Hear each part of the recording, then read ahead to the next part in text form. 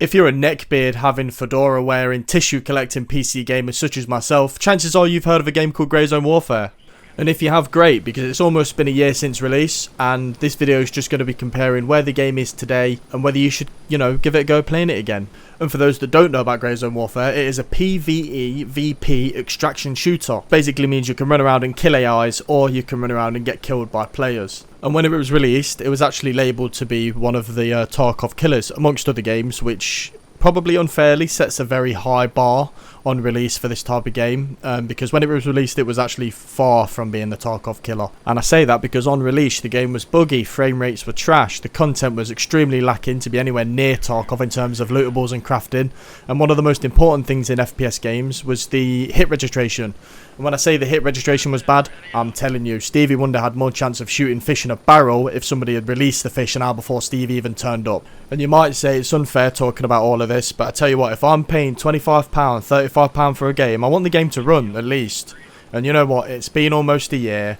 Let me give the game another go and I'll let you know how I feel about it. While I'm playing, this might be a good opportunity for you to, subscribe. So, yeah, do that. Right, now I've had a chance to play the game, I must say, wow, I've never been more impressed and more disappointed at the same time, but that's not necessarily a whole bad thing. The first thing I did notice was the FPS. While recording, I was able to hit about 110 to 130 FPS, and that was on Epic settings at 1440p, which is nice, however, I am running an RTX 4070 Super, so I definitely would not expect this performance for everybody, especially if you are a broke boy who needs to admit it. And if you are, then I would definitely try playing this game on a much lower graphic setting. And I tell you what, I do have to admit about Grey Zone Warfare, visually the game does look stunning. I could just imagine flying in the chopper with the boys, kicking it, listening to some Black Sabbath. I definitely recommend trying to take in some of the sights when you're going to and from the drop zones, because yeah, the game does look good and it definitely gives you something to look at. And once I was done admiring the view, I hopped off the helicopter and just went for a stroll through the local town. Hopefully I could buy some baked goods or something. Along the way though, it turns out I walked into the wrong neighbourhood because I ended up having to slaughter and loot every single person in there. But from this firefight and a few others that I had just strolling through the town peacefully, it turns out that the hit registration actually felt good. Upon getting the kills of these peasants, it was quite responsive, bodies were dropping left, right and centre. I do have to say though, the NPCs did leave a bit to be desired for, because a lot of the time, when you were fighting them, they did sort of just stand there and shoot at you from long range, and even at short range they didn't really move. They would come and track you down, which did happen, but from experience the NPCs wouldn't really leave the compound that they were in, so it sort of left you with free reign, which I guess is a good thing. I do almost think it would ruin the gameplay a little bit if you just shot one shot and then every AI just ran at you to unload on you, unless you're into that of course. So the gist of what I'm saying is, yeah, Grey Zone's okay. It's not too bad of a game, it's fairly fun to play for a few hours, but there is one big gaping hole that needs to be filled here, and that's the looting. Running around on this game, I was searching everything and there's hardly any loot. You might find the odd few meds here and there, but I love Tarkov, I love its looting system, and there's no better feeling on Tarkov when you're on woods and you've got to travel all the way across the map, limping all the way across the map with a backpack full of guns, obviously ready to sell them and get that sweet, sweet money.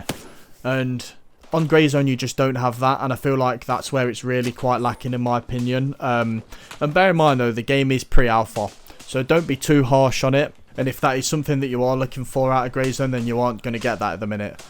It may be added in the future, you never know. I don't really know what routes the developers are going for with Grey Zone. It would be great if they added that, because again it would add so much more to it.